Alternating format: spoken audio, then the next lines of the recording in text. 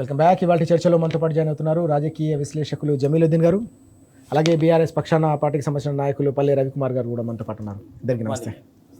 జమీల్ గారు, ముందుగా అన్నిటికంటే ముఖ్యంగా నిన్న వైద్య చికిత్స పరీక్షల కోసం యశోద ఆసుపత్రికి వచ్చిన సందర్భంలో బీఆర్ఎస్ అధినేత తెలంగాణ తొలి ముఖ్యమంత్రి కేసీఆర్ గారు పార్టీ నేతలతో సమావేశమైన సందర్భంగా చేసిన వ్యాఖ్యలు అనేవి తెలంగాణ వ్యాప్తంగా కూడా రైతాంగంలో కొత్త భరోసాను నింపుతున్న పరిస్థితి కనిపిస్తూ ఉంది. నీటి వాటాల సంగతి తేలుస్తాను, తెలంగాణకు సంబంధించి కృష్ణాల కావచ్చు, గోదావరికి సంబంధించిన జలాల దోపిడీకి ఓవైపు రంగం సిద్ధమవుతున్న నేపథ్యంలో తెలంగాణ రైతుల కోసం, తెలంగాణ ప్రజల కోసం, తెలంగాణ హక్కుల కోసం మరోసారి నీటి వాటాల సంగతి ఏంటో కూడా ప్రజల సమక్షంలో, మీడియా సమక్షంలో తేలుస్తానని నిన్న కేసీఆర్ గారు చేసిన ప్రకటన కావచ్చు, పార్టీ నేతలతో మాట్లాడుతున్న సందర్భంలో వెల్లడించిన అంశాన్ని మనం ఎట్లా చూడాల్సిన అవసరం ఉంది? వాస్తవంగా ప్రపంచవ్యాప్తంగా కూడా నీళ్లు ఎక్కడ ఉంటే అక్కడ మానవ సమాజం అన్నది పరిడవిల్లుతుంది. నీళ్లు అన్నది ఎంత ఇంపార్టెంట్ అన్నది గుర్తెరిగిన వ్యక్తి కేసీఆర్ గారు. అంతేకాకుండా తెలంగాణ ప్రాంతం నీళ్ల గురించి గత 60-70 సంవత్సరాలు ఎంత ఇబ్బంది పడ్డదని కూడా తెలిసిన వ్యక్తి కేసీఆర్ గారు. ఇంకోటి ఏంటంటే నిన్న వారు పార్టీ నేతలతో మాట్లాడిన సందర్భాన్ని కూడా మనం చూసినట్టు అయితే వారు ఆరోగ్యం బాగాలేక వయసు రీత్యా కొంత షుగర్ పెరిగి వారికి ఏదో కొంత సోడియం తగ్గి హాస్పిటల్ చెకప్కు పోయినప్పుడు కూడా ఇవాళ ఆయన ఆవేదన అంటే తెలంగాణ అంటే కేసీఆర్ అంటే తెలంగాణ అన్నది మళ్ళీ నిన్న ఒకసారి కేసీఆర్ గారు చేసినటువంటి ఈ మీటింగ్తోని తెలుస్తూ ఉన్నది. అంటే హాస్పిటల్లో ఉంటే కూడా చికిత్స జరుగుతూ ఉంటే కూడా ఆయన మనసు నిండా కూడా తెలంగాణ ఏంది, తెలంగాణ రైతాంగం ఏంది, నీళ్ళు ఏంది, అసలు యూరియా ఎంత అవైలబుల్ ఉంది, పంటలు ఎట్లా పండుతున్నాయి అని చెప్పి నిన్న కేసీఆర్ గారు అక్కడ ఉన్నటువంటి నాయకులతో మాట్లాడడం జరిగింది. వారిని పరామర్శించడానికి వచ్చిన నాయకులతో మాట్లాడడం జరిగింది. అంటే కేసీఆర్ గారి గుండెల్లో తెలంగాణ ఉంటే తెలంగాణ ప్రజల గుండెల్లో కేసీఆర్ గారు ఉన్నారు. ఇంకోటి ఏంది అని అంటే నీళ్ళ విషయానికి వస్తే అసలు మనకు 70 సంవత్సరాల పాటు ఈ ఆంధ్ర పరిపాలకులు ఏం చెప్పారు అని అంటే మీ తెలంగాణ పైన ఉంటుంది, మీకు నీళ్లు రావు, నీరు పల్లం ఎరుగు, న్యాయం దేవుడు ఎరుగు, మీ దగ్గర నీళ్ళు లాగే అవకాశమే లేదు, నీళ్ళన్నీ కూడా కిందికి వెళ్ళిపోతాయి కాబట్టి మాకు ఆంధ్రాకు మాత్రమే పంటలు పండుతాయి, మీకేదన్నా కావాలి అనుకుంటే మీరు ఇంకుడు గుంతలు తవ్వుకోరు, మీరు కాంటూరు కందకాలు తవ్వుకోరు అని చెప్పి వీళ్ళు మనకు మోసం చేసిన సందర్భం మనం చూసి ఉన్నాం. కేసీఆర్ గారు ఎప్పుడైతే తెలంగాణ ఉద్యమాన్ని ఎత్తుకున్నారో అప్పుడు కదా తెలంగాణ ప్రజలకు అసలు క్యూసెక్కులు అంటే ఏందో చెప్పారు, టీఎంసీలు అంటే ఏందో చెప్పారు, ఈ గోదావరిలో ఉన్న నీళ్ల ప్రవాహం ఏందో చెప్పారు, ఎన్ని నీళ్లు ఇక్కడి నుంచి వెళ్ళిపోతా ఉన్నాయి, ఎంత ఆంధ్రలో వాడుకుంటా ఉన్నారు, మనకు దక్కకుండా వీళ్ళు ఎందుకు చేస్తున్నారని చెప్పి వివరించింది కేసీఆర్ గారు. కృష్ణానదిలో మనకు రావాల్సిన నీళ్ల వాటా ఎంతో వివరించింది కేసీఆర్ గారు. అప్పటి వరకు సామాన్య ప్రజలకు వదిలిపెడితే అసలు రాజకీయ నాయకులకు పెద్ద పెద్ద వాళ్ళకు కూడా ఈ క్యూసెక్కులు ఏందో టీఎంసీలు ఏందో తెలియని పరిస్థితి నుండి ఇలా తెలంగాణలో ఉన్న ప్రతి తెలంగాణ ఉద్యమకారుడు క్యూసెక్కులు టీఎంసీల గురించి మాట్లాడే పరిస్థితి, ఆ అవగాహన కల్పించింది కేసీఆర్ గారు.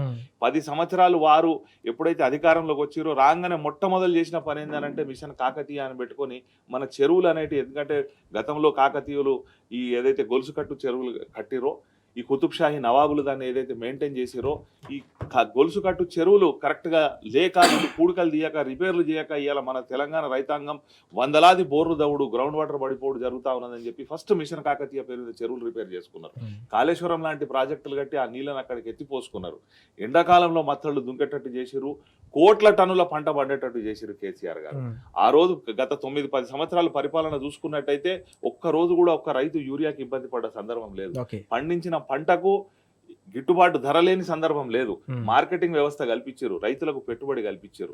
దీనికి భిన్నంగా ఇవాళ అధికారంలో ఉన్న 18 నెలలు అయిపోయినటువంటి ముఖ్యమంత్రి గారు నిన్న మీటింగ్ పెడితే వాళ్ళు ఏం మాట్లాడాలండి? ఇవాళ తెలంగాణ రైతులకు ఏం సదుపాయాలు కల్పించారో చెప్పుకోవాలి, వాళ్ళ దగ్గర చెప్పుకోవడానికి ఏం లేదు. వాళ్ళు కౌలు రైతులకు ఇస్తామన్నా ఏదైతే పైసలు ఉన్నాయో ఎక్కడ పోయినాయో చెప్పుకోవడానికి లేదు. కాబట్టి మళ్ళీ ఆయన దేనికైతే బ్రాండ్ అంబాసిడర్గా ఉన్నాడో ఇవాళ చీఫ్ మినిస్టర్ కాకుండా చీఫ్ మినిస్టర్ అని చెప్పి జనాలు మాట్లాడుకుంటున్నారు. ఎందుకంటే ఆయన చేసేటి అన్ని చీప్ మాటలు, చీప్ ట్రిక్స్ చేస్తూ ఉన్నాడు. ఆయన అబద్ధాలకు ప్లస్ తిట్లకు బ్రాండ్ అంబాసిడర్గా ఉన్నాడు. నిన్న బట్టలిప్పి కొడతా అని చెప్తాడండి. మీరు పేరు మారిస్తే ఏదైతే అన్నపూర్ణ క్యాంటీన్లు ఉన్నాయో హైదరాబాద్లో ఉన్నటువంటి పేదలు, కూలీలు, రోజువారీ పనిచేసుకునే వాళ్లకు ఇంత అన్నం పెట్టాలని చెప్పి కేసీఆర్ గారు 5 రూపాయలకు అన్నపూర్ణ పథకాన్ని పెట్టారు. దానికి ఏం పార్టీ పేరు లేదే, ఏ నాయకుని పేరు లేదే, అన్నపూర్ణాదేవి అని చెప్పి పేరు పెట్టుకుంటే ఈయన దాన్ని మార్చి ఇంద్రమ్మ చేస్తా అంటున్నాడు. నీకు పేర్లు మార్చుడు తప్ప నీకు వేరే పని రాదు, సరే నువ్వు మార్చుకో. దాని మీద మహిళా కార్పొరేటర్లు నిరసన వ్యక్తం చేశారు. వాళ్ళ మహిళలను బట్టలిప్పి కొడతా అని చెప్పి సాక్షాత్తు ఏఐసిసి అధ్యక్షుని ముందట నేను మాట్లాడితే ఆయన నోరు మూసుకొని కూర్చున్నాడు. అంటే వీళ్లకు చేసింది చెప్పుకోరాక, అంటే చేసింది ఏం లేక, వీళ్ళు చేసిన పనేదని ఉంటే చెప్పుకుంటారు కదా, చేసింది ఏం లేదు, పేర్లు మార్చుడు తప్ప. కాబట్టి జనాన్ని కొడతా, బట్టలిప్పి కొడతా, మీకు లాగులలో తొండలు దొరగొడతా అన్న ఈ మాటలు తప్ప వేరేది మాట్లాడతలేరు. నిన్న ఈ రెండు సంఘటనలను జనాలు కంపేర్ చేసి చూసుకున్నారు. కేసీఆర్ గారు హాస్పిటల్లో ఉంటే దేని గురించి తపన పడుతున్నారు, వీళ్ళు మీటింగ్ పెట్టుకుంటే దేని గురించి మాట్లాడుతున్నారు. మాకు 100 సీట్లు వస్తాయని చెప్పి కలలుగనుడు తప్ప రేపు బై ఎలక్షన్లలో గెలిచే తెలివి లేదు. వీళ్ళకి స్థానిక సంస్థలు ఎన్నికలు పెట్టుకుంటే డిపాజిట్ వచ్చే పరిస్థితి లేదు. ఇది అర్థం చేసుకొని కూడా కేవలం కార్యకర్తలను మభ్యపెట్టడానికి, ఈ ఉన్న కార్యకర్తలు ఏడ చేజారిపోతారు అన్న ఆలోచనతోని నిన్నటి వాళ్ళు మీటింగ్ పెట్టుకున్నారు. 60,000 ఉద్యోగాలు ఇచ్చినా అంటున్నాడు. ఆ ఉద్యోగాలు ఎట్లా ఇచ్చిండు అన్నది కూడా జనాలకు అందరికీ తెలుసు. నోటిఫికేషన్ లెవెల్ ఇచ్చారు, ఉద్యోగాలు లెవెల్ ఇచ్చారు అన్నది ఈ రెండు కంపేర్ చేసుకొని చూసుకొని జనాలు ఒక నిర్ణయానికి అయితే వచ్చారు. ఏంటిది అని అంటే కేసీఆర్ గారే తెలంగాణకు శ్రీరామ రక్ష. కేసీఆర్ గారు ఉంటేనే తెలంగాణ ప్రయోజనాలు కాపాడగలుగుతారు. ఇటువంటి చీప్ మనుషులను తీసుకొని వచ్చి మనం ముఖ్యమంత్రి చేసుకొని తప్పు చేసినాం.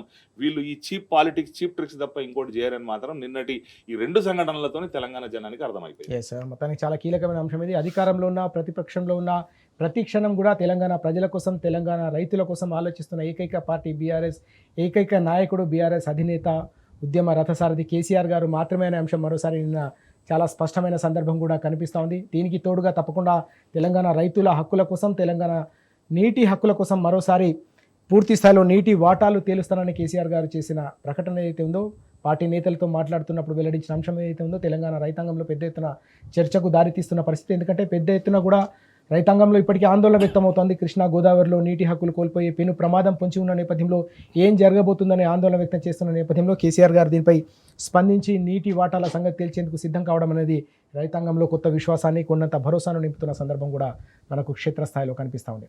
పల్లెరవి గారు, ఉద్యమ సందర్భంగా మనం చూసాం కేసీఆర్ గారు 1000 గంటల పాటు నీటి గురించి అప్పుడు అధ్యయనం చేసిన పరిస్థితి, మేధావులతో అలాగే నీటి పారుదల రంగ నిపుణులతో మాట్లాడిన సందర్భం. ఉద్యమ నేతగా కూడా అదే తపన. అధికారంలోకి వచ్చిన తర్వాత దాదాపు 10 ఏళ్ల పాటు కూడా నీటి కోసం, నీటి కష్టాలు ఎలా తీర్చాలనే దానిపైనే ప్రణాళికలు, వాటికి సంబంధించిన అమలు. ఇప్పుడు ప్రతిపక్ష నేతగా ఉన్నప్పుడు కూడా ప్రజల పక్షాన, రైతుల పక్షాన, రైతులకు ఏం జరుగుతుంది, తెలంగాణ నీటి హక్కులు ఏ విధంగా దోపిడీకి గురవుతున్నాయనే అంశంపైనే నిన్న యశోద ఆసుపత్రికి వచ్చిన సందర్భంలో నాయకులతో మాట్లాడుతున్నప్పుడు చర్చ. ఈ తపనను మనం ఏ విధంగా అర్థం చేసుకోవాల్సిన అవసరం ఉంది? తెలంగాణ నీటికి సంబంధించిన జల దోపిడీకి ఓవైపు కుట్రలు జరుగుతున్న నేపథ్యంలో కేసీఆర్ గారు నీటి వాటాల సంగతి తేలుస్తానని చేసిన ప్రకటన మనం ఎట్లా చూడాల్సిన అవసరం? సీతారామరాజు గారు, ముందుగా చాలామందికి అర్థం కావాల్సింది కేసీఆర్ ఏంది అనేది అర్థం కావాలి. ఫస్ట్ కేసీఆర్ గారు అర్థం కావాలంటే కంటే ముందు తెలంగాణ నీళ్ళేంది, తెలంగాణ నదులేంది, నీటి వనరులేంది అనేది అర్థం కావాలి. ఈ రెండు కేసీఆర్ అర్థం కాకుండా, తెలంగాణ నదీ వనరులు అర్థం కాకుండా అసలు ఇంకా ఎవరికి ఇంకే మాట్లాడు. ఇవాళ మాట్లాడుతున్నటువంటి ముఖ్యమంత్రి కావచ్చు, మంత్రి కావచ్చు, కాంగ్రెస్ నాయకులకు కానీ వాళ్ళు మేము 40 years ఇండస్ట్రీ, 50 years ఇండస్ట్రీ అనేటోళ్ళకు కూడా ఈ రోజు వరకు తెలంగాణ నదీ వనరుల మీద కానీ, నీటి వనరుల మీద కానీ అవగాహన లేదు. ఎంతసేపు ఎవరో రాసిచ్చిన దాన్ని చదవటము, వరలడం తప్పితే ఇంకేం తెలియదు. తెలిసిన వాళ్ళు అయితే ఇవాళ వీళ్ళు రాజకీయాలు, కొత్తగా రాజకీయాలు చేసిన వాళ్ళు కాదుగా. ఇదే కాంగ్రెస్ పార్టీ 1950 నుంచి 2014 దాకా దాదాపు 55 సంవత్సరాలు తెలంగాణను పరిపాలించింది. ఇంకో 15 ఏళ్ళు ఈ రేవంత్ రెడ్డి గారికి కాలేజ్ అనుకుండా ఆయన చెప్పుకుంటూ, నా కాలేజీ లాంటిది తెలుగుదేశం పార్టీ అని ఆ పార్టీ పరిపాలించింది. అక్కడి నుంచి వచ్చిన వాళ్ళు ఆ రోజు వీళ్ళు ఏం చెప్పినారు, తెలంగాణకు గోదావరి నదినా ఇదైనా కూడా, కృష్ణా నది అయినా కూడా దానికి ఉన్నటువంటి. ఇప్పుడు మిత్రులు చెప్పినట్టుగా నీరు పల్ల మెరుగు అంటే గోదావరి ఆంధ్రాకు వెలును, కృష్ణ రాయలసీమ ఆంధ్రాకు వెలును, తెలంగాణని ఎండబెట్టును అనేది వీళ్ళు చెప్పిన సిద్ధాంతం. 70 ఏళ్ళుగా తెలంగాణ ఈ పుణ్యాత్ములు వాళ్ళు బోధించేది, వీళ్ళు అమలుపరిచేది. అటువంటి అవగాహనతో ఉన్నటువంటి వాళ్ళు వీళ్ళకు. కేసీఆర్ గారు అంతకుముందు అనేక మంది ఆ ప్రయత్నాలు చేసినప్పటికీ కూడా as a KCR, as a populistic leader, as a political leader, as a power politics leader, KCR గారు నీళ్ళ గురించి మాట్లాడటం మొదలుపెట్టిన తర్వాత, తెలంగాణ నదీ వనరుల గురించి మాట్లాడిన తర్వాత తెలంగాణ సమాజంలో అలర్ట్నెస్ పెరిగింది, అవగాహన మొదలైంది. అది వాస్తవము. వాళ్ళ కేసీఆర్ గారికి తెలంగాణలోని ప్రతి మారుమూల ప్రాంతంలో ఉన్నటువంటి వాగు, వంక ప్రతిగా నదులే కాదు, నదులు ఉపనదులకే కాదు, ప్రతి వాగు వంకకు సంబంధించినటువంటి పెద్ద వాగులకు సంబంధించినటువంటి పరిస్థితులను కూడా, భౌగోళిక పరిస్థితులను, నీటి వనరులను కూడా సమగ్రమైన అవగాహన ఉన్నటువంటి నాయకుడు. ఈ మాట నేను కాదు చెప్పింది, స్వయంగా జయశంకర్ గారే అనేక సందర్భాల్లో చెప్పినటువంటి మాట. అటువంటి కేసీఆర్ని పట్టుకొని వీళ్ళు నోటికి వచ్చినట్టుగా ఓనమాలు కూడా తెలియదు వీళ్ళకు. 40 ఏళ్ళు అధికారంలో ఉండొచ్చు, 40 ఏళ్ళు రాజకీయాల్లో ఉండొచ్చు, చాలామందికి పేర్లు చెప్పడం ఎందుకు, 30 ఏళ్ళు ఉండొచ్చు, ఇంకేది ఉండొచ్చు, పెద్ద పెద్ద పదవులలో ఉండొచ్చు. ఎవ్వరికి గోదావరి ఏందో తెలియదు, ఈ రోజు వరకు కృష్ణానది ఏందో తెలియదు, నది వాటకాలు ఏందో తెలియదు, వాటా పంపిణీ ఏందో, వాటా పంపిణీలు ఎట్లా జరుగుతాయో తెలియదు, ఎల్సంకి రూల్స్ ఏందో తెలియదు, రైపేరియన్ యాక్ట్ ఏందో తెలియదు, రైపేరియన్ హక్కులు ఏందో తెలియదు. ఇవన్నీ కూడా సమగ్రంగా వాళ్ళ తెలంగాణ సమాజం ముందు ఒక కేసీఆర్ గారు ఒక ఉద్యమ నాయకుడుగా సమగ్రంగా తెలంగాణ సమాజం ముందు చెప్పి ప్రజలని ఒప్పించి, ప్రజల్ని చైతన్యపరిచి, ప్రజలను మద్దతును కూడా కట్టుకొని ప్రభుత్వాల మీద, తెలంగాణ వ్యతిరేక శక్తుల మీద యుద్ధం చేసినట్టుగానే చేసి ఇలా వాటాన్ని సాధించడానికి నీటి వనరులను రాష్ట్రమే కాదు నీటి వాటాన్ని సాధించేటట్టు ఒక అద్భుతమైనటువంటి పోరాటాన్ని నడిపినటువంటి నాయకుడు. అరే వీళ్ళు అప్పటి వరకు ఇంకా లోతుల్లోకి పోతే చాలా విషయాలు ఉన్నాయి ఇప్పుడు, కానీ సమయము సందర్భం. అప్పటి వరకు ఇదే నాగార్జున సాగర్లో 2 కాలువలు ఉంటాయి. కుడి కాలువ ఉంటుంది, ఎడమ కాలువ ఉంటుంది. కుడి కాలువ ఆంధ్ర రాయలసీమకు సంబంధించి ప్రవహిస్తే, ఎడమగట్టు కాలువ తెలంగాణకు నల్లగొండ, ఖమ్మం, ఉమ్మడి జిల్లాలకు ప్రవహిస్తుంది. కుడిగట్టు కాలువ కరెంటు ఛార్జీలు మెయింటెనెన్స్ అంతానేమో రైతులు చేసుకోవాల్సి వచ్చేది. ఎడమగట్టు కాలువ దానికి తెలంగాణకు సంబంధించిన ఎడమగట్టు కాలువలు మెయింటెనెన్స్ అవన్నీ కూడా రైతులు చేసుకునేది. అదే కుడిగట్టు కాలువ ఆంధ్రకు సంబంధించినటువంటి గుడిగట్టు కాలువ నాగార్జున సాగర్లో మాత్రము ప్రభుత్వాలు నిర్వహించేది, ప్రభుత్వ ఖర్చుతో నిర్వహించేది. ఎప్పటి వరకు ఇది 2000 టీఆర్ఎస్ ఆవిర్భావం జరిగేంత వరకు, కేసీఆర్ గారు మాట్లాడేంత వరకు అక్కడ ఆ ప్రాంతంలో గోదావరి ఎడమగట్టు కాలువ ప్రాంతంలో పాదయాత్ర చేసి ప్రభుత్వాన్ని, ఉమ్మడి పాలనని ప్రశ్నించేంత వరకు కూడా అదే జరిగింది వాస్తవం. అప్పటి వరకు నాయకులకు సోయి లేదు. ఇప్పుడే మేము అప్పుడే పెద్ద 30 years 40 years 50 years ఇండస్ట్రీ రాజకీయ రంగంలో మేము ఆరితేరులో మనం పెట్టేటువంటి వాళ్ళకి అవగాహన సోయి కూడా లేదు. ఆ ప్రాంతాన్ని నుంచి ఎదిగి వచ్చినటువంటి వాళ్ళే, నల్గొండ జిల్లా నుంచి ఎదిగి వచ్చినటువంటి వాళ్ళే, మహబూబ్నగర్ నుంచి ఎదిగి వచ్చినటువంటి వాళ్ళే ఈ కృష్ణానది పరివాహక ప్రాంతంలో ఎంత వేరియేషన్ ని, ఎంత వివక్షని రైతాంగం అనుభవించిందో చూసినటువంటి వాళ్ళే. ఆ రోజు కేసీఆర్ గారు ప్రశ్నిస్తే కదా కుడిగట్టు కూడా ఎడమగట్టు కూడా మళ్ళీ ప్రభుత్వం నిర్వహించేటటువంటి, ప్రజల్ని రైతులు వాళ్ళు చెల్లించకుండా ప్రభుత్వం నిర్వహించినటువంటిది నిర్ణయం జరిగింది. ఇంత సోయి ఉన్నటువంటి ఎన్ని ఉన్నాయి. అందుకే కేసీఆర్ గారు వాళ్ళ తెలంగాణ వచ్చిన వెంటనే ఈ నదులలో ఉన్నటువంటి మనకు హక్కుగా వచ్చేటువంటి ప్రతి నీటి బొట్టుని ఒడిసి పట్టుకొని తెలంగాణలో ఉన్నట్టు కృష్ణానది కావచ్చు, గోదావరి నది కావచ్చు, 2 నదుల్లో వచ్చేటువంటి ప్రతి హక్కుగా వచ్చేటటువంటి ప్రతి నీటి చుక్కని ఒడిసి పట్టుకొని దాన్ని తెలంగాణని 1 కోటి ఎకరాల మాగాణం చేయాలన్నటువంటి తాపత్రయం కోసం తనలాడినటువంటి వాడు. ప్రతి క్షణం వీళ్ళందరికీ చాలా మందికి తెలియదు.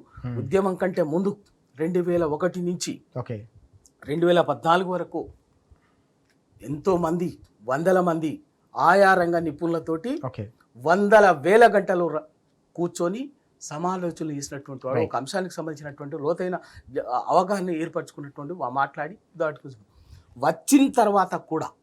వచ్చిన తర్వాత కూడా అవసరాన్ని బట్టి ఆయా సబ్జెక్టులకు సంబంధించినటువంటి ఆయా రంగ నిపుణులతోటి రాత్రుల దాకా కూడా గంటల తరబడి చర్చలు చేసి వాటికి సంబంధించినట్టు ఒక నిర్ణయాన్ని చేసేటటువంటి నేను కూడా కేసీఆర్ గారితో కొన్ని 100 సార్లు, కొన్ని 100 గంటలు కూర్చున్నటువంటిది 2001 నుంచి 2000 ఇప్పటి వరకు కూడా అనేక సందర్భాలు చేసి ప్రాజెక్టులకు సంబంధించినటువంటి ప్రతిదీ కూడా చూసి ఆ విధంగా ఆ మేధవ మదన నుంచి పుట్టిందే ఒక కాళేశ్వరం ప్రాజెక్టు కూడా.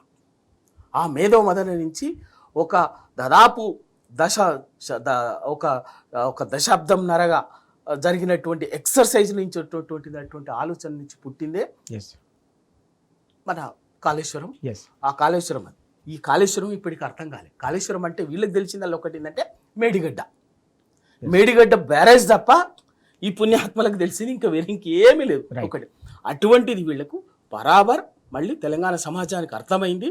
కేసీఆర్ గారు హాస్పిటల్లో ఉన్నా ఇంకెక్కడ ఇంట్లో ఉన్నా ఎక్కడ ఉన్నా కూడా తెలంగాణ ఆయన పడే తపన ఆరాటం, తెలంగాణ ప్రతి వనరు తెలంగాణకు దక్కాలన్నది, తెలంగాణకు అన్ని విధాలుగా తెలంగాణ సమగ్రంగా అభివృద్ధి చెంది ఇక్కడ ఉన్నటువంటి వాళ్ళు సాధికారికంగా నిలబడాలన్నదే ఆయన ఆరాటం, ఆయన తపన, పోరాటం అదే, ఆరాటం అదే, తపన అదే. ఎస్, చాలా కీలకమైన అంశం ఇది. తెలంగాణ ఉద్యమ సందర్భంగా కూడా నీళ్ల కోసమే కేసీఆర్ గారి తపన, అధికారంలో ఉన్న 10 ఏళ్ల పాటు కూడా ఆ నీళ్ల కోసమే, రైతుల కోసమే తాపత్రయం. ఇప్పుడు ప్రతిపక్షంలో ఉన్నప్పుడు కూడా తెలంగాణ రైతులకు సంబంధించిన నీటి హక్కుల కోసమే ఆరాటం చాలా స్పష్టంగా కనిపిస్తోంది. ఈ క్రమంలో కుట్రలు ఏవైతే జరుగుతున్నాయో, తెలంగాణ నుంచి నీళ్లను దోపిడీ చేసే కుట్రలు ఏవైతే జరుగుతున్నాయో ఆ కుట్రలను పటాపంచలు చేసేందుకు పీఆర్ఎస్ సిద్ధం కావడం అనేది, కేసీఆర్ గారు సిద్ధం కావడం అనేది కూడా రైతాంగంలో విశ్వాసాన్ని నింపుతున్న పరిస్థితి కూడా మనకు కనిపిస్తూ ఉంది. జమీలుద్దీన్ గారు, మరొక కీలకమైన అంశాన్ని తీసుకుంటే, వాస్తవానికి నిన్న ఏఐసిసి అధ్యక్షులు హైదరాబాద్లో పర్యటిస్తున్న సందర్భంలో పెద్ద ఎత్తున యువత అరెస్టుకు గురైన పరిస్థితి, నిరుద్యోగులను అరెస్ట్ చేసిన సందర్భం మనకు సెక్రటేరియట్ వద్ద కనిపిస్తుంది. వాస్తవానికి యూత్ డిక్లరేషన్ ఇచ్చారు. గతంలో కాంగ్రెస్కు సంబంధించిన ఢిల్లీ పెద్దలు వచ్చి 2 లక్షల ఉద్యోగాలు ఏడాది లోపల భర్తీ చేస్తామన్నారు. మరి ఏమైంది అని చెప్పేసి ప్రశ్నించిన పరిస్థితి. ఎట్లా చూడాల్సిన అవసరం ఉంది? ఇదేనా ఇందిరమ్మ రాజ్యం అని చెప్పేసి నిన్న బీఆర్ఎస్ వర్కింగ్ ప్రెసిడెంట్ కేటీఆర్ గారు కూడా సూటిగా ప్రశ్నించారు. ఇంత పెద్ద ఎత్తున నిర్బంధాన్ని కొనసాగిస్తూ యువతకు సంబంధించిన హక్కులను, యువతకు ఇచ్చిన హామీలను అమలు చేయకుండా మీరు ఏ విధంగా నయవంచనకు గురి చేస్తున్నారని కూడా ప్రశ్నించిన సందర్భం. ఇక్కడ ఉన్న రేవంత్ రెడ్డి గారు వీళ్ళ బడే భాయ్ మోడీ గారిని ఆదర్శంగా తీసుకొని పరిపాలన చేస్తున్నాడు. ఆయన ఎలక్షన్ కూడా ఆయనను ఆదర్శంగా తీసుకొని పోయిండు. ఎందుకంటే అక్కడ మోడీ గారు ఏమన్నారంటే, అధికారంలోకి రాకముందు నేను సంవత్సరం 2 కోట్ల ఉద్యోగాలు ఇస్తా అన్నాడు. ఈయన ఒక 0 తీసేసి ఏమన్నారంటే సంవత్సరం 2 లక్షల ఉద్యోగాలు ఇస్తా అన్నాడు. ఈయన 2,000 ఉద్యోగాలు కూడా ఇవ్వలే. నేను ఏదో గొప్పగా మాట్లాడిండు, నేను 60,000 ఉద్యోగాలు ఇచ్చినా ఒక్కటి తక్కువైనా నేను ఏదో ముక్కుకి రాస్తా, కాళ్ళు మొక్తా అది అని చెప్పి మాట్లాడడం జరిగింది. బుద్ధున్నోళ్ళకి ఎవరికైనా అర్థమవుతుంది. నోటిఫికేషన్ ఇయ్యింది నౌకర్లు వస్తాయా? నువ్వు వచ్చినాక ఇచ్చిన నోటిఫికేషన్ లేని ఇది ఎట్లా ఉంది అని అంటే, సంసారం చేయకుండా పిల్లలు పుట్టిరు అని చెప్పినట్టు ఉన్నది. నోటిఫికేషన్ ఇవ్వకుండానే నేను నౌకర్లు ఇచ్చిన అని చెప్పుకోవడం. నోటిఫికేషన్లు ఇచ్చిందేమో అంతా కేసీఆర్ గారి ప్రభుత్వం. ఆ తర్వాత ప్రాసెస్ అంతా అయిపోయి కేవలం నియామక పత్రాలు ఇచ్చే సందర్భంలో ఎలక్షన్ కోడ్ వచ్చింది, ఎలక్షన్ వచ్చింది. ఏదో నీ అదృష్టమో తెలంగాణ దురదృష్టమో నువ్వు ముఖ్యమంత్రి అయినావు. అయినందుకు ఇవాళ ఆ పత్రాలనేటి అప్పజెప్పి నేను ఇచ్చినా అని అంటున్నావు. అవి కూడా ఎన్ని అంటున్నావు? 60,000 అని చెప్తున్నావు నీ నోటనే. నువ్వు సంవత్సరం 2 లక్షలు అన్నావు కదా. అశోక్ నగర్ కు పోయి మీ అధినేత రాహుల్ గాంధీ ఉన్నాడు కదా, రాహుల్ గాంధీ వచ్చి అక్కడ మాట్లాడిండు కదా. మరొక్కసారి నిన్న మల్లికార్జున్ ఖర్గే గారిని అశోక్ నగర్ కు పట్టుకోపోతే తెలిసేది నువ్వు ఉద్యోగాలు ఎన్ని ఇచ్చినావు అన్నది. అశోక్ నగర్ కు రానికే, హైదరాబాద్ రానికో ముఖం చెల్లకనే ఇలా రాహుల్ గాంధీ తెలంగాణకు వస్తలేడు. ఈయన రాబాంచండి కాలు మొక్తా అని ఎన్నిసార్లు పోయి బతిలాడినా అసలు ఈయనకు అపాయింట్మెంట్ ఇస్తలేడు. రాహుల్ గాంధీ తెలంగాణకు వస్తలేడు. ఎందుకు అని అంటే, నిరుద్యోగుల డిక్లరేషన్ అన్నారు, మోసం చేసిరు. యూత్ డిక్లరేషన్ మోసం చేసిరు. మైనారిటీ డిక్లరేషన్ మోసం, ఎస్సీ డిక్లరేషన్ మోసం. అన్ని డిక్లరేషన్లు మోసాలే వీళ్ళే. మహిళా డిక్లరేషన్ కూడా మోసం యొక్క ఫ్రీ బస్సు తప్ప ఏ డిక్లరేషన్ కూడా వీళ్ళు అమలు చేసిన పాపన పోలే. కాబట్టి ఆయన జర చదువుకున్నాడు రాహుల్ గాంధీ, ఆయనకు అసలు ముఖం లేదు వీడికి రానికి. అందుకే ఏం చేసిరంటే అటు ఇటు చేసి ఆ పెద్ద మనిషిని పట్టుకొని వచ్చారు నిన్న. మరి ఆయన నిన్న పట్టుకొని వస్తేనన్నా అశోక్ నగర్కు పట్టుకుపోవాలి కదా, అది లేదు. దానికి ఏం చేసిరు? తెలంగాణ వ్యాప్తంగా ఉన్నటువంటి నిరుద్యోగులందరూ కూడా చలో సెక్రటేరియట్ పిలుపునిచ్చారు. నిన్న మీరు పెట్టుకున్న మీటింగ్ కూడా ఏంది? జై బాపు, జై సంవిధాన్. బాపు అంటే గాంధీజీ. గాంధీజీ యొక్క అస్త్రం ఏంది? నిరసన వ్యక్తం చేయడం. నిరసన అన్నది హక్కుగా ఇలా రాజ్యాంగంలో పెట్టడం జరిగింది. ఆ నిరసన వ్యక్తం చేయకుండా వీళ్ళు రాజ్యాంగాన్ని కాపాడతామని చెప్పి చేతుల రాజ్యాంగం పట్టుకొని తిరిగేటువంటి ఈ కాంగ్రెస్ నాయకులు ఎక్కడికక్కడ నిన్న అరెస్ట్ చేశారు. ఒక సెక్రటేరియట్ లోనే కాదు, ప్రతి జిల్లాలో, ప్రతి పల్లెలో నిన్న యువకులను, నిరుద్యోగులను అరెస్ట్ చేసి పోలీస్ స్టేషన్లలో పెట్టిరు.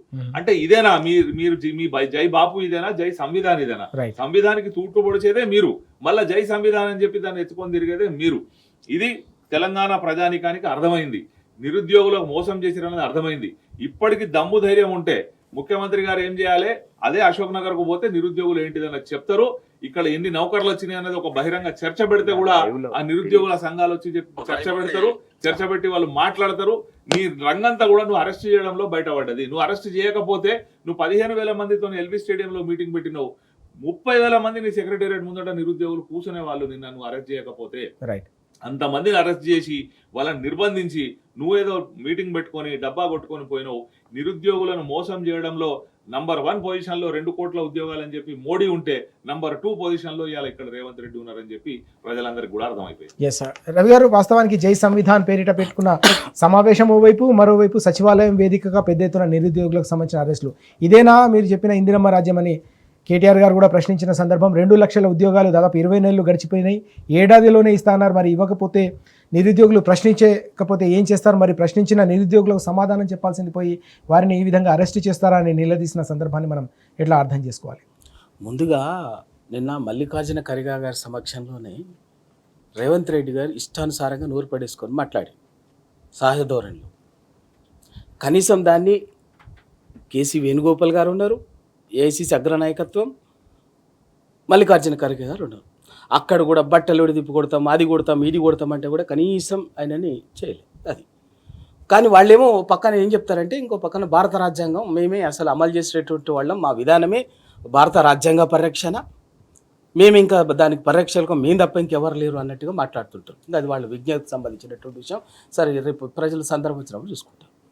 ఉద్యోగాలకు సంబంధించి ఇదే రేవంత్ రెడ్డి గారు ఎన్నికలకు ముందు, ఇప్పుడు మిత్రులు చెప్పినట్టుగా ఎన్నికలకు ముందు రాహుల్ గాంధీ గారు రేవంత్ రెడ్డికి ఇక్కడ స్థానిక నాయకులకు ముఖం చెల్లక ప్రజలు నమ్మరు అన్నటువంటి భావంతో రాహుల్ గాంధీ గారిని సాక్షాత్తు అశోక్ నగరు, గాంధీనగరు, చిక్కడపల్లి లైబ్రరీలకు నిరుద్యోగుల దగ్గర తీసుకొచ్చి కూర్చోబెట్టి పెద్ద పెద్ద మంచి ముచ్చట్లు వేపించారు ఉద్యోగాలకు సంబంధించి. అప్పుడే కాకుండా అంతటే పరిమితం కాకుండా డిక్లరేషన్లలో చెప్పినంత అయిపోయి ముఖ్యమంత్రిగా అయిన తర్వాత మొట్టమొదటి అసెంబ్లీ సమావేశంలోనే ముఖ్యమంత్రిగా రేవంత్ రెడ్డి గారు నిండు అసెంబ్లీలో చెప్పిన మాట, సంవత్సరం పూర్తయ్యే కల్లా వచ్చే డిసెంబర్ 31వ తేదీ కల్లా ఈ మాట చెప్పింది ఇప్పుడు అంటే 2023 డిసెంబర్ డేటు నాకు కరెక్ట్గా గుర్తులేదు, 23 సంవత్సరం డిసెంబర్ ఏదో ఒక నెలలో, డిసెంబర్ నెలలో ఏదో ఒక తేదీలో అసెంబ్లీలో చెప్పిండు. 2024 డిసెంబర్ 31వ తేదీ కల్లా 2 లక్షల ఉద్యోగాల్ని భర్తీ చేస్తాం అని చెప్పినటువంటి వాడు. మరి వాళ్ళ 2024 డిసెంబర్ అయిపోయింది, దాదాపు 25 డిసెంబర్ కూడా దగ్గరకు వచ్చేసింది, మోర్ దాన్ హాఫ్ వచ్చేసింది. ఓకే, ఇప్పటికి మరి ఎన్ని లక్షల ఉద్యోగాలు భర్తీ చేస్తున్నాం? ఇంకా ఆయన విజ్ఞతగా చెప్పాలి. ఇప్పటికి ఆయన నిన్న సాక్షాత్తు చెప్పింది ఏంటంటే 60,000 ఉద్యోగాలు భర్తీ చేస్తాం, గొప్ప దేశంలోకి ఎవ్వరు చేయలేదని చెప్తున్నారు. ఓకే, మరి ఆ 60,000 ఉద్యోగాల్లో ఈ ప్రభుత్వం వేసిన నోటిఫికేషన్ ఏంటంటే 11,000 చిల్లర, ఒక రఫ్గా తీసుకుంటే సుమారుగా తీసుకుంటే 12,000 ఉద్యోగాలకి వేసినటువంటి నోటిఫికేషన్. మిగతా అన్నీ కూడా ఆయన నియామక పత్రాలన్నీ పంచినవన్నీ కూడా అంతకుముందు నోటిఫికేషన్లు వేసినాయి, ఎగ్జామ్స్ కండక్ట్ చేసినాయి, ఎన్నికల కారణంగా కొంత తర్వాత ప్రక్రియ పూర్తి కావాల్సి వచ్చింది. ఓకే, వాటిని ఈయన చెప్పుకుంటున్నాడంటే ఇంత దౌర్భాగ్యం అంటే, ఇప్పటి వరకు పూర్తి చేసుడు కాదు కదా, నోటిఫికేషన్లు ఇచ్చుడు సంగతి పక్కకు పెడితే ఎక్కడెక్కడ ఉన్నాయి 2 లక్షల ఉద్యోగాలు అనేది కనీసం గుర్తించలేదు వీళ్ళు. ఓకే, గుర్తించలేదు. కానీ పదే పదే ఓ 100 ఉద్యోగాలు రాగానే దానికి సభ పెట్టాలి, ఓ 4-5 కోట్లు పెట్టి వాళ్ళని పట్టుకురావాలి. ఓ దగ్గర ఓసారి ఎల్బీ స్టేడియం, ఓ దగ్గర ఇంకో స్టేడియం, ఆ స్టేడియం ఈ స్టేడియంలో మొత్తం వ్యవస్థ అంతా కూడా తీసుకొచ్చి అక్కడ అదొక పెద్ద షోగా చేసి అసలు ఎప్పుడు జరగనట్టుగానే అడుగుతాం. ఇదివరకు గతంలో కేసీఆర్ గారు 9.5 సంవత్సరాల కాలంలో 2,34,000 ఉద్యోగాలని గుర్తించి 2,03,000 ఉద్యోగాలకి నోటిఫికేషన్లు జారీ చేసి 2,67,000 ఉద్యోగాల నియామకాలని మొత్తం ప్రక్రియని అప్పటికే పూర్తి చేసి ఇంకొక మిగతాయన్ని పైప్ లైన్, కొన్ని ఎగ్జామ్స్ స్టేజ్లో ఉండేవి, కొన్ని నోటిఫికేషన్ స్టేజ్లో ఉండేటువంటి దాదాపు 50,000 చిల్లర ఉద్యోగాలు అట్లా ఉండే. వాటిని చేసుకుంటా కేవలం అవే తప్ప దానికి సబ్మిట్ చేసినటువంటి వాళ్ళు. ఇంకోటి ఏంది, ఇంకెంత మోసము అంటే వీళ్ళది జాబ్ క్యాలెండర్ అన్నారండి. జాబ్ క్యాలెండర్ పెడుతున్నామని చెప్పేసి అసెంబ్లీ జాబ్ క్యాలెండర్ చదివి, అసలు జాబ్ క్యాలెండర్ అంటే ఏమో తెలుసా వీళ్ళకి? అసలు జాబ్ క్యాలెండర్ అంటే తెలుసా? ఒక్కసారి యూపీపీఎస్సీని అడిగి తెలుసుకోండి. జాబ్ క్యాలెండర్ అంటే ఇక ప్రభుత్వంతో సంబంధం లేకుండా, ప్రభుత్వ దయాదాక్షిణ్యాలతో సంబంధం లేకుండా ప్రతి సంవత్సరం ఒకనొక డేట్కి ఆటోమేటిక్ ఎన్ని ఖాళీలు ఉంటాయి అన్ని ఖాళీలు ఆటోమేటిక్గా నోటిఫై అవుతుంది, నోటిఫికేషన్ వస్తుంది, షెడ్యూల్గా డేట్ ఉంటుంది. ఓకే ఇవాళ యూపీపీఎస్సీ కండక్ట్ చేస్తున్నది, union public service commission for various categories రెగ్యులర్గా ప్రతి సంవత్సరం ఆటోమేటిక్గా ఒక మంత్లో షెడ్యూల్ వస్తుంది, నోటిఫికేషన్ వస్తుంది, ఒక మంత్లో ప్రీలిమ్స్ దానికి ఉన్నటువంటి ఎగ్జామ్స్ ఇంటర్వ్యూస్ అవన్నీ కూడా. But across the year December నుంచి జనవరి నుంచి డిసెంబర్ ఎండింగ్ వరకు దానికి ఉంటుంది జాబ్ క్యాలెండర్. వేకెన్సీస్ కానీ సిస్టమ్ ఒక సిస్టమ్ ఉంటుంది, అది జాబ్ క్యాలెండర్. కానీ వీళ్ళు ఒక ప్రింట్ చేసి ఒక క్యాలెండర్ ప్రింట్ చేసినట్టు బయట కొత్త సంవత్సరం క్యాలెండర్ ప్రింట్ చేస్తారు కదా రకరకాల సంఘాలు, అట్లా ప్రభుత్వం క్యాలెండర్ ప్రింట్ చేసి ఓ కలర్ గ్రాఫ్ తోటి ఒకటి ఇట్లా ఓ పేపర్ ఒకటి డిజైన్ చేసి ఇదే జాబ్ క్యాలెండర్ అని తర్వాత దాని గురించి పట్టుకో. ఇంత దౌర్భాగ్యం, ఇంత మోసం నిజంగా కూడా. ఓసారి వీళ్ళు మాట్లాడేది ఒకసారి రక్తం మసులుతుంటుంది, ఇంకోవైపు ఏమో నవ్వు వస్తుంటుంది. నిజంగా చెప్తున్నా, ఈ మాట చెప్పాలి. గోబెల్సే కనుక వాళ్ళ బతుకుంటే నిన్న రేవంత్ రెడ్డి గారు అన్నారు కదా, ఆయన వచ్చి రేవంత్ రెడ్డి కాలు పట్టుకునేట్టు ఆత్మహత్య చేసుకునేటోడు కాదు, కాలు పట్టుకునేటోడు. అమ్మా నాన్ను మించినోడివి నాకు అని చెప్పేసి కాలు పట్టుకునేటోడు. ఎందుకంటే గోబెల్స్ అంటే రెండవ ప్రపంచ యుద్ధ కాలంలో నాజీ హిట్లర్ సైన్యాన్ని చేసే అరాచకాలను మరిపించి, దౌర్జన్యాన్ని మరిపించి, దానికి ఒక జాతీయవాదం అనేటువంటి మూసిగేసేటటువంటి ఒక గొప్ప ప్రచారాన్ని, ఆ యుద్ధం గొప్ప జాతీయవాదం కోసం జరుగుతున్నటువంటి యుద్ధం అనేటటువంటి దాన్ని ప్రజల మనసులో జర్మన్ల మా మెదళ్లలో నాటడం కోసం, ఒక పాజిటివ్ కోటింగ్ ఇవ్వటం కోసం, పబ్లిసిటీ కోసం ఒక మన గోబెల్స్ అనేటటువంటి అని ఒక మంత్రి, ఆయన దగ్గర మంత్రిని ఆయనకు అప్పయిపోయాడు. దాన్ని ఆయన ఫిలాసఫీ ఏంటంటే అబద్ధాన్నే 100 సార్లు చెప్తే అది నిజమైపోతుంది అని చెప్పేసి చెప్పి ఆ విధానాన్ని ఎంపిక చేసి, అందుకే గోబెల్స్ అబద్ధానికి, విష ప్రచారానికి, విద్వేషం ప్రచారానికి ఆ గోబెల్స్ అంటారు. కానీ వాళ్ళ 100 గోబెల్స్ని మించినటువంటి వాళ్ళు వీళ్ళు పుణ్యాత్మ, ఆ గోబెల్స్ని మించినటువంటి వాళ్ళు. అందుకే వీళ్ళ గోబెల్సే బతుకుంటే అమ్మ నన్ను మించి మీరు అబద్ధాలు అద్భుతంగా, విద్వేషం అద్భుతంగా చెప్తున్నారని చెప్పేసి వీళ్ళ కాలు పట్టుకునేటోడు. ఆత్మహత్య చేసుకున్నాడు, ఎప్పుడు చచ్చిపోయింది కాబట్టి పట్టుకున్నాడు. అంత గొప్పోడు. అరే విషయం ఎప్పుడు కూడా అబద్ధమే, అబద్ధం అబద్ధం అబద్ధం. ఇంత అంటే ఇచ్చింది 12,000 నోటిఫికేషన్, 12 ఉద్యోగాలకు నోటిఫికేషన్లు సంవత్సరాన్నర అవుతుంది. ఇంకా ఏదో గొప్ప దేశంలో గొప్పగా చేసినట్టు దానికంటే లెక్కలకి ఎవరు చర్చకు రావాలంట, అది కేసీఆర్ రావాలట. ఇలా వీళ్ళు చేసే దొంగ పనులకి చెప్పారు. రండి, మేము ఏం చెప్తున్నాం కదా, మా లాంటి వాళ్ళం వస్తాము, మరి ముఖ్యమంత్రి గారు వస్తారా, ఆయన మంత్రివర్గంలో ఎవరు వస్తారో ఒక కమిటీ అని చెప్పండి, ఎన్ని ఉద్యోగాలు ఇచ్చారు, ఏ లెక్క ఇచ్చిండ్రు, ఎలా ఇచ్చిండ్రు అని చెప్పి వాళ్ళ దేశంలో కేసీఆర్ గారు 9.5 కాలంలో 2 లక్షల ఉద్యోగాలు ఇచ్చి ఈ దేశంలో ఏ రాష్ట్రం చేయనటువంటి ఒక రికార్డు స్థాయి ఉద్యోగాలు భర్తీ చేసింది నిజం. కానీ చెప్పుకోలేదు. మీలాగా సభలు సమస్య లక్షలు కోట్లు ఖర్చు పెట్టి, ప్రజాధనాన్ని ఖర్చు పెట్టి, సభలు పెట్టి ఆ పంపిణీ కార్యక్రమం ఫోటో ఇచ్చేసేటటువంటి పనికి మళ్ళీ పని చేయలే. ఎందుకంటే ఒక ఉద్యోగం ఇచ్చిన తర్వాత ఆ ఉద్యోగ ధర్మం అనే పని అని చెప్పేసి దానికి ఒక రిక్రూట్మెంట్ ఏజెన్సీ ఉన్నది, పబ్లిక్ సర్వీస్ కమిషన్ ఉన్నది, ఇంకా వేరే ఏజెన్సీస్ ఉన్నాయి. వాళ్ళ పని వాళ్ళు చేసుకుంటారు. ప్రభుత్వం అనేది దాంట్లో వేలు పెట్టొద్దు, దాన్ని మన ప్రచారానికి వాడుకోవద్దు అనేటువంటి ఒక విజ్ఞతతోటి, బాధ్యతతోటి కేసీఆర్ గారు వ్యవహరించినారు. కానీ వీళ్ళు పొద్దులేస్తే ఏమంటారు చూడు, చారానా కోడికి బారానా మసాలా లెక్క అయిపోయింది వీళ్ళు చేసే పని. ఉద్యోగ నియామకాలకు సంబంధించి నిజాయితీ ఉంటే 2 లక్షల ఉద్యోగాలకి ఇప్పటికే జాబ్ క్యాలెండర్ రిలీజ్ చేయండి.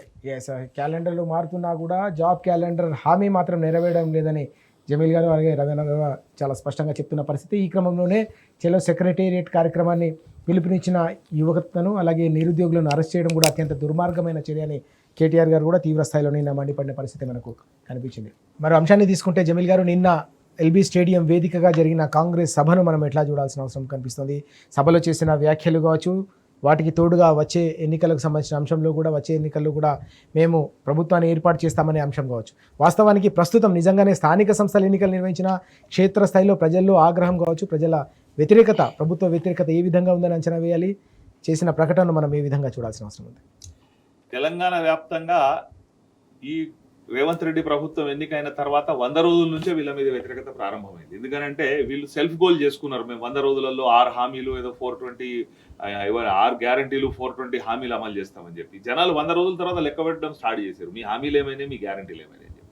ఈ వ్యతిరేకత అన్నది వాళ్ళకి తెలియదు కాదు, ఈ వ్యతిరేకత తెలుసు. మనిషి ఏం చేస్తారంటే ఎప్పుడు కానీ తను లేనిది నిరూపించుకునే ప్రయత్నం చేస్తాడు. ఇది మనిషి లోపల ఉండే సహజమైనటువంటి వీక్నెస్. పేదోడు చాలా షో ఆఫ్ ఇచ్చే ప్రయత్నం చేస్తాడు, ఉన్నోడేమో మామూలుగా మెయింటైన్ చేసే ప్రయత్నం చేస్తాడు. వీళ్ళకి తెలుసు మాకు బలం లేదు, మాకు వ్యతిరేకత ఉంది అని చెప్పి తెలుసు కాబట్టి ఇటువంటి షో ఆఫ్లు చేస్తూ ఉన్నారు. వీళ్ళు మేమేదో ఉన్నాం గొప్పగా అని చెప్పి వాపును చూపెట్టి బలుపని చెప్పి ప్రచారం చేసే ప్రయత్నంలో భాగంగానే నిన్న పెట్టినటువంటి సభ వాళ్ళు నిన్న మాట్లాడినటువంటి మాటలు. 100 సీట్లు అంటే ఎమ్మెల్యే సీట్లు కాదు, వాళ్ళు 100 జడ్పీటీసీలు గెలవరు, 100 ఎంపీటీసీలు గెలిచే పరిస్థితి కూడా లేదు. రేపు మీటింగ్ పెడితే తెలంగాణ వ్యాప్తంగా 100 మంది కౌన్సిలర్లు గెలిచే పరిస్థితి కూడా కాంగ్రెస్ పార్టీకి లేదు. ఇంకొకటి నిన్న వాళ్ళు సభ పెట్టుకున్నటువంటి దాని పేరు ఏంటిది అని అంటే సామాజిక న్యాయ సమరభేరి అని ఏదో పెట్టుకున్నారు పేరు. వాళ్ళు ఏం సామాజిక న్యాయం అండి? వీళ్ళ క్యాబినెట్ లో ఇలా తెలంగాణలో ఉన్నటువంటి 14% మైనారిటీలలో ఒక్క మైనారిటీ మంత్రి ఉండడు. అదే వీళ్ళు పాటించిన సామాజిక న్యాయం. నిన్న ఒక మైనారిటీ మనిషికి మాట్లాడే అవకాశం ఇయ్యరు స్టేజ్ మీద. ఇది వీళ్ళు పాటించేటువంటి సామాజిక న్యాయం. ఇక్కడ అత్యధిక సంఖ్యలో ఉన్నటువంటి మున్నూరు కాపు సమాజానికి క్యాబినెట్ లో స్థానం లేదు. అదా మీరు ఇచ్చిన ఇది. గొల్ల కుర్మలకు స్థానం లేదు క్యాబినెట్ లో. ఇదా మీ సామాజిక న్యాయం? ఏం సామాజిక న్యాయం? మీరు బీసీ రిజర్వేషన్ ఇస్తామని చెప్పి 42% అన్నారు. ఒక బిల్ పాస్ చేశారు అసెంబ్లీలో. అది దానికి సుప్రీంకోర్టు చెప్పిన గైడ్ లైన్స్ ప్రకారం ట్రిపుల్ టెస్ట్ నిలుస్తుందా లేదా అనేది పక్కన పెడితే గవర్నర్ గారి దగ్గర పంపి చేతులు దులుపుకొని కూర్చున్నారు. ఈ రోజు వరకు కూడా గవర్నర్ గారు దాని మీద సంతకం పెట్టలే. మరి దాన్ని ఏమైనా పర్సూ చేస్తున్నారా? ఏ పర్సువేషన్ లేదు.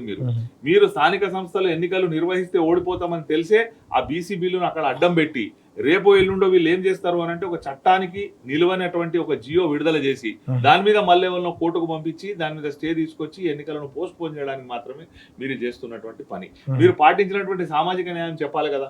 ఏం సామాజిక న్యాయం? మీరు దళితులకు కేసీఆర్ గారు 10 లక్షలు ఇస్తున్నారు, దళిత బంధు మేము 12 లక్షలు ఇస్తామన్నారు. ఇచ్చిండ్రా? మరి బీసీ బంద్ ఇచ్చారు కేసీఆర్ గారు, మీరు దాన్ని కంటిన్యూ చేస్తున్నారా? ఇవాళ మీరు యువ వికాసం అని చెప్పి ఏదో పెట్టుకున్నారు, యువకులకు లోన్లు ఇస్తామని చెప్పి జూన్ 2 తారీఖు ఇస్తామన్నారు. దానికి దిక్కు దివానం లేదు. ఏది మీరు పాటించినటువంటి సామాజిక న్యాయం? ఎక్కడ ఉంది మీరు పాటించినటువంటి సామాజిక న్యాయం? ఏ సామాజిక న్యాయం పాటించకుండా కేవలం అబద్ధాలను ప్రచారం చేసుకుంటూ మీరు లేని దాన్ని మాకు ఉన్నట్టు చూపించే ప్రయత్నంలో భాగంగానే నిన్న సభ పెట్టారు. సభలో ఒక ముఖ్యమంత్రి మాట్లాడాల్సిన మాటలేనావి? ఏం మాటలు మాట్లాడతాడే? బట్టలు ఇప్పదీసి కొడతా అని అంటాడు. మేము సంవిధానంలో ఉందా బట్టలు ఇప్పి కొట్టాలని చెప్పి? ఎక్కడన్నా సంవిధానంలో రాసిరా? అంటే మానవ హక్కుల మీద మీకు గౌరవం ఉన్నదా? మీకు లేదు మానవ హక్కుల మీద గౌరవం. ప్రతిసారి సంవిధానాన్ని తుంగలోకి దొక్కి జనం మీద అరాచకం చేసిన వాళ్ళు మీరు. అంటే గతంలో కూడా మీ ప్రభుత్వం ఉన్నప్పుడు ఈ తెలంగాణ ప్రాంత యువకుల మీద నక్సలైట్ల పేరు మీద ముద్రేసి బట్టలిప్పదీసి మీరు కొట్టించారు కాబట్టి అదే భాష మాట్లాడుతున్నారు. ఇదే రేవంత్ రెడ్డి గతంలో చెప్పినట్టు నేనేదో పోలీస్ పటేల్ ఖాందాన్ నుంచి వచ్చినా అంటే గతంలో మీరు పోలీస్ పటేల్గా ఉండి ఏదైతే తెలంగాణ యువత మీద చేసినటువంటి అరాచకం ఉందో అది మీకు ఇవాళ యాదికొచ్చి మీరు ఈ విధమైనటువంటి భాష మాట్లాడుతున్నారు. నిన్న తెలంగాణ ప్రజానికం ఎవరైతే ముఖ్యమంత్రి రేవంత్ రెడ్డి గారి స్పీచ్ విన్నారో వాళ్ళందరూ కూడా ఏహించుకుంటున్నారు. అదే ఈయననా మనం ముఖ్యమంత్రిగా చేసుకున్నది? ఈయన ఇందాక నేను చెప్పినట్టు ఈయన చీఫ్ మినిస్టర్ కాదు, చీఫ్ మినిస్టర్ అని చెప్పి నిన్న ప్రజలందరూ కూడా అనుకున్నారు. వీళ్ళు రేపు ఎలక్షన్లు పెడితే మాత్రం వీళ్ళకి ప్రజలు కర్రుగాల్చి వాత పెట్టడానికి సిద్ధంగా ఉన్నారు. చాలా కీలకమైన అంశం ఇది. కర్రుగాల్చి వాత పెట్టేందుకు క్షేత్రస్థాయిలో ప్రజలు సిద్ధంగా ఉన్నారని జమీల్ గారు చెప్తా ఉన్నారు. పరిస్థితి కనిపిస్తోంది. ఇక్కడ మనం చూసుకుంటే పల్లెరవి గారు, ఇక్కడ వాస్తవానికి ఇటీవలి కాలంలో బీసీలకు సంబంధించి స్థానిక సంస్థల ఎన్నికల్లో చట్టబద్ధంగా 42% రిజర్వేషన్లు కల్పిస్తామని హామీ ఇచ్చిన పరిస్థితి కాంగ్రెస్ పార్టీ. కానీ పార్టీ పరంగానే ఇస్తామని చెప్పేసి ఇటీవల ప్రకటనలు కావచ్చు, ఊహాగానాలు కావచ్చు, ఆ వార్తలన్నీ మనం చాలా స్పష్టంగా చూస్తూ ఉన్నాం. ఆ దిశగా కూడా ప్రయత్నాలు చేస్తున్న పరిస్థితి. కానీ మరోవైపు సామాజిక న్యాయ సమరభేరి పేరిట సమావేశాన్ని నిర్వహించడం, దీన్ని ఎట్లా చూడాల్సిన అవసరం ఉంది? తెలంగాణలోని బీసీ వర్గాలు దీన్ని ఏ విధంగా అర్థం చేసుకునే అవకాశం ఉంది? సీతారామరాజు గారు నిన్న సభ పేరే సామాజిక న్యాయ సమరభేరి. నిజంగా దానికి వెనుక బ్యాక్ డ్రాప్ ఏంటంటే తెలంగాణలో మేము ఎన్నికల హామీ మేరకు బీసీ కులగణన చేసినాం. స్థానిక సంస్థల్లో బీసీలకి 42% రిజర్వేషన్లని అమలు చేస్తామన్నది దేశమే దీనికి రోల్ మోడల్, ఇది అది అద్భుతము అదని చెప్పేది ఆ నేపథ్యంలో ఆ సభ జరిగింది. మరి ఆ సభలో ఏం చెప్పాలి మీరు? నిజంగా అటు మల్లికార్జున ఖర్గే గారు కానీ ముఖ్యమంత్రి గారు అక్కడ మాట్లాడినటువంటి ప్రతి నాయకులు మీకు ప్రజలకు మేము బీసీలకి ఎన్నికల్లో హామీ ఇచ్చినాం, బలమైన హామీ ఇచ్చినాం, మా హామీని నమ్మి మీరు మాకు అధికారం కట్టబెట్టారు కాబట్టి తప్పనిసరిగా మీకు అందరికీ మోసం చేసినట్టుగా, అందరికీ ద్రోహం చేసినట్టుగా, అందరినీ వంచినట్టుగా బీసీని వంచకుండా మీకు 42% రిజర్వేషన్లు మేము సాధించి పెడతాం. దానికి రోడ్ మ్యాప్ ఇది అని చెప్పి ప్రజల్లో ఒప్పించాలి. నింద సభలో చెప్పాలి. ఆ పని చేయలే. దాని పేరు మీద సభ పెట్టి చేసిన పనులు ఏంటంటే రేవంత్ రెడ్డి గారి నాయకత్వాన్ని మళ్ళీ 2028లో కూడా స్థిరపరిచేందుకు, బలపరిచేందుకు కాంగ్రెస్ పార్టీ పెట్టినటువంటి సభ మాత్రమే ఇది. ఏం మాట్లాడిండు రేవంత్ రెడ్డి గారు? సరే మిత్రుడు మీతో మాట్లాడిన బట్టలు కూడా తీస్తా, తొండలు వేస్తా, ఇది ఎట్లాగో ఆయన సహజ ధోరణి అది మాట్లాడుతూనే చెప్పిన పని ఏంటంటే, రేపు మీకు హామీ ఇస్తున్నా వచ్చే ఎన్నికల్లో, అంటే నేనే నాయకుడిని, 2028లో కూడా నేనే నాయకుడిని, మీరు కూడా నా కోసమే పనిచేయాలి, ఒక్క సీటు దగ్గర 100 సీట్లు గెలిపిస్తా, ఒక్క సీటు గెలిపించినా నాదే బాధ్యత. అంటే ఇదంతా ఏంటిది? మైండ్ మేకప్ కాదు, మైండ్ మేకప్ కాదు. అంటే నాయకత్వాన్ని మొత్తం అంతా అటు పై నాయకత్వాన్ని బ్లాక్మెయిల్ చేయడం, ఇక్కడ కింది వాళ్ళని మైండ్ మేకప్ చేసుకొని నేనే నాయకుడిని అని చెప్పేసినటువంటి తన నాయకత్వాన్ని పదిలపరచుకోవటం, సుస్థిరపరచుకోవడం కోసం పెట్టినటువంటి సభ. ఇది ఒక డ్రామా మాత్రమే. నిజంగా మీకు సామాజిక న్యాయం మీద నిజాయితీ ఉంటే ఇవాళ 42% రిజర్వేషన్లను ఎట్లా సాధించాలన్న దానికి సంబంధించినట్టు రోడ్ మ్యాప్ సంబంధించి మాట్లాడేటటువంటి వాళ్ళు మాట్లాడాల్సి ఉండే. మాట్లాడలే, ఆ మాటే రాలే. పైగా మేము చేసినాం. ఆఖరికి ఖర్గే గారు కూడా ఎంత వీళ్ళ కట్టుకథలు, వీళ్ళు రాసి ఇచ్చిన స్క్రిప్ట్ ఎంత కట్టుకథలుగా చదివిండి అంటే కల్లబుల్లి మాటలు. ఇంకా అద్భుతం జరిగిపోయింది. ప్రజలకు, తెలంగాణ ప్రజలకు ఇచ్చిన ప్రతి హామీని నెరవేర్చినాం. ఇక మిగిలిందల్లా ఏంటంటే, మాకు మీరు ఢిల్లీలో మాకు అధికారం కట్టబెట్టడమే మీకు మిగిలింది అని చెప్పేసి చెప్పిపోయింది. ఏంటి 42% రిజర్వేషన్లు కూడా మేము పోరాడతాం, సాధించేదాకా పోరాడతాం. ఏం పోరాటం చేస్తారో మరి రోడ్ మ్యాప్ చెప్పలే. మరి మల్లికార్జున ఖర్గే గారు నోటితో చెప్పించిన బాగానే ఉండేది. ఎందుకు? ఆయన పార్లమెంటరీ నాయకుడు కాబట్టి, ఏఐసిసి అగ్రనాయకుడు కాబట్టి. కేవలం వీళ్ళ పదవులని, వీళ్ళ కోసం బీసీలని, ఎస్సీలని, ఎస్టీలని, మైనార్టీలను పావులుగా వాడుకొని వీళ్ళ ఫ్యూడల్ భూస్వామ్య అహంకార, పెత్తందారి అహంకార రాజకీయ ధోరణి తప్ప అంతకు మించి ఇంకేం లేదు. మేమే దిప్పు, మాకు మా నాయకత్వాన్ని మీరు వెనక రావాల్సిందే. లేదు అంటే అందరూ అనుకుంటారు పాపం తెలియక, లాగులు కూడా కొడతాం, బట్టలు కూడా. మీరు మాకేమన్నా ఎదిరిస్తే బిడ్డ మీ లాగులు కూడా కొడతామని ఆ సభకు వచ్చినటువంటి ఎస్సీలని, బీసీలని, మైనార్టీలని వార్నింగ్ ఇచ్చినట్టు రేవంత్ రెడ్డి గారు.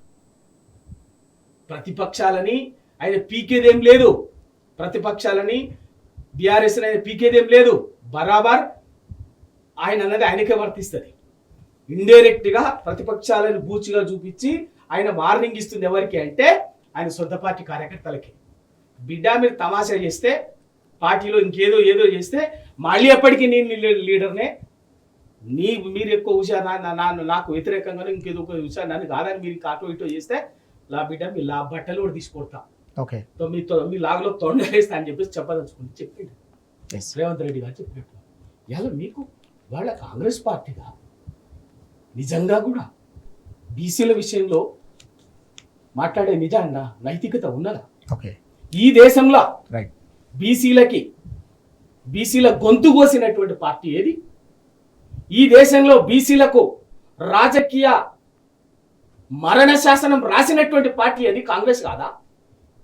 1951లో, అంతకుముందు 1871 నుంచి ప్రతి 10 ఏళ్లకు ఒకసారి బ్రిటిష్ ఇండియా కాలంలో, బ్రిటిష్ పరిపాలనలోనే జనాభా లెక్కలు కులగణన జరిగినాయి. దేశానికి స్వాతంత్రం వచ్చిన తర్వాత మొట్టమొదటిది 1951లో జరిగితే కులగణన జరగాలని అధికారులు ఫైల్ పెడితే దాన్ని తిరస్కరించి కేవలం జనరల్గా లెక్కలే, ఎస్సీ ఎస్టీ మాత్రమే పరిమితం చేసినటువంటిది నెహ్రూ గారు కాదా మొట్టమొదటి ప్రధానమంత్రి? ఆ తర్వాత వచ్చినటువంటి కాకా కలేల్కర్ కమిషన్ దేనికోసం వచ్చింది? ఆ నివేదిక ఎక్కడ పోయింది? ఆ తర్వాత వచ్చినటువంటి మొరార్జీ దేశాయ్ ప్రభుత్వం, జనతా ప్రభుత్వం వేసినటువంటి మండల్ కమిషన్ నివేదిక ఎక్కడికి పోయింది? ఇందిరాగాంధీ గారా తొక్కి పెట్టింది. ఆ తర్వాత రాజీవ్ గాంధీ గారా తొక్కి పెట్టింది. దాన్ని విపి సింగ్ గారు అమలు చేయడానికి సంసిద్ధులవుతే ఆ రోజు రాజీవ్ గాంధీ గారు మాట్లాడిన మాట ఏంది?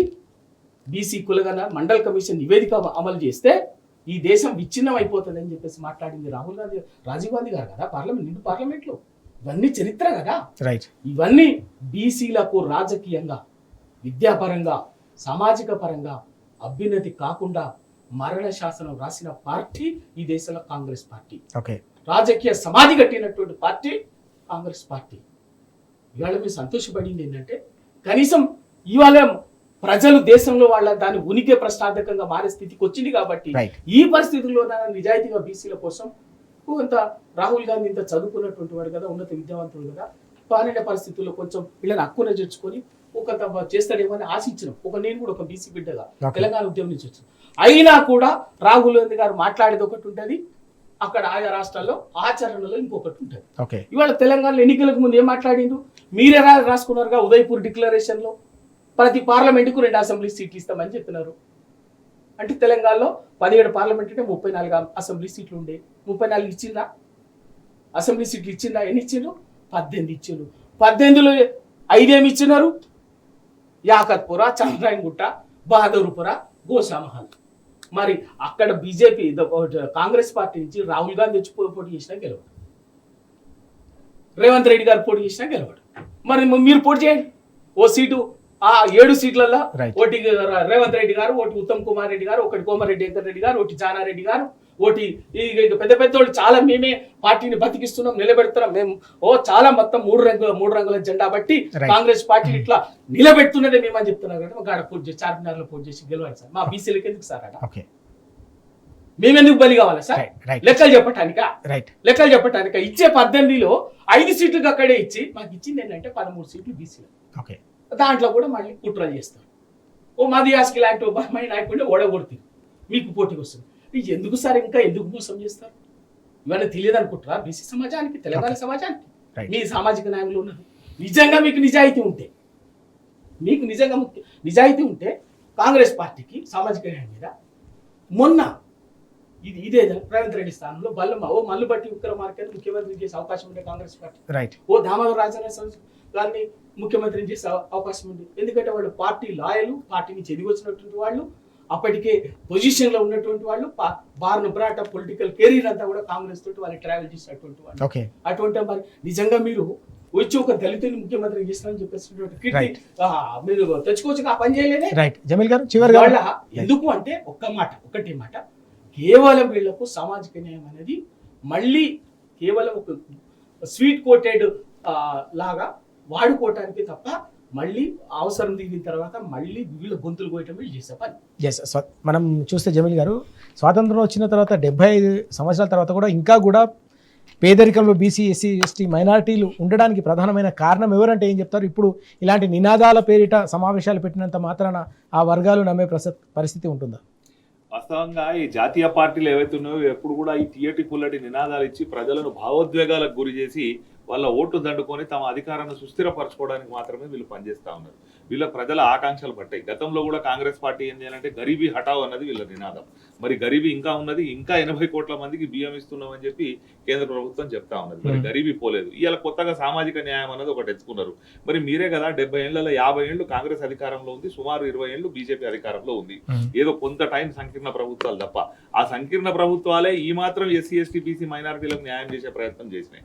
అనగారు చెప్పినట్టు విపి సింగ్ గారు మండల్ కమిషన్ అమలు చేస్తే ఓవైపు కమండల్ యాత్ర అని చెప్పి చేపట్టి ఈ బీసీలకు అప్పుడు ఈ మండల్ కమిషన్ అమలు కాకుండా ఆ మద్దతు ఉపసంహరించుకొని బీసీలకు అన్యాయం చేసిన పార్టీ ఓవైపు బీజేపీ అయితే, మరోవైపు రాజీవ్ గాంధీ గారు ఆ రోజు బీసీలకు కులగణన చేస్తేనే ఇది విచ్ఛిన్నం అయిపోతుంది అని చెప్పి మాట్లాడినటువంటి ప్రధానమంత్రి మనం చూసున్నాం. అంటే వీళ్ళ 2 పార్టీలకు కూడా ఈ ఎస్సీ ఎస్టీ బీసీ మైనారిటీలు కేవలం ఓటు బ్యాంకుగా మాత్రమే వీళ్ళకు ఉపయోగించుకుంటారు. వీళ్ళు ఎన్నడూ కూడా ఈ బీసీలను ఎదగనీయలే. మనం అంటే మన ఆంధ్ర తెలంగాణ అంశాన్ని పక్కన పెట్టి మాట్లాడినట్లయితే ఎంతో కొంత బీసీ నాయకత్వం తెలంగాణలో ఎదిగొచ్చింది తెలుగుదేశం పార్టీ. ఆ తర్వాత మళ్ళీ బీఆర్ఎస్ వచ్చిన తర్వాత మళ్ళీ బీసీ నాయకత్వం ఎదిగొస్తా ఉన్నది. కానీ ఈ ఏదైతే 2 జాతీయ పార్టీలు ఉన్నాయో వీళ్ళని గమనించుకున్నట్టయితే వీళ్ళు అక్కడొకటి ఇస్తారు పోస్టులు. ఏవి ఇస్తారంటే 6000 లాంటి పోస్టులు ఇస్తారు. దేనికి పనికిరాని ముఖ్యమైన పోస్టులు ఏవైతే ఉన్నాయో అవి ఎప్పుడు కూడా రాజకీయంగా ఎదగడానికి వీళ్ళను ఎదగనివ్వరు. 2 జాతీయ పార్టీలు కూడా దీన్ని ప్రజలు గమనించాల్సిన అవసరం ఉన్నది. స్వాతంత్రం వచ్చి 75 సంవత్సరాలు గడుస్తున్నా దేశంలో ఇంకా కూడా బీసీ ఎస్సీ ఎస్టీ మైనారిటీలు పేదరికంలో మగ్గడానికి ప్రధానమైన దోషులు ఈ ఢిల్లీ పార్టీలే. ఈ పార్టీలు ఎలాంటి నినాదాలతో తెరపైకి వచ్చినా కూడా ప్రజలు నమ్మే పరిస్థితి లేదు. అన్నిటికంటే ముఖ్యంగా సామాజిక నినాదాలతో తెరపైకి వస్తే తప్పకుండా వాటిని తిప్పి కొడతారనే అంశాన్ని కూడా జమీల్ గారు, రవి గారు కూడా చాలా స్పష్టంగా చెప్తున్న పరిస్థితి మనం చూస్తూ ఉన్నాం. థ్యాంక్ యూ వెరీ మచ్ చర్చలో పాల్గొన్నందుకు. ఇది వాళ్ళ వార్తలు వాస్తవాలు. నమస్తే.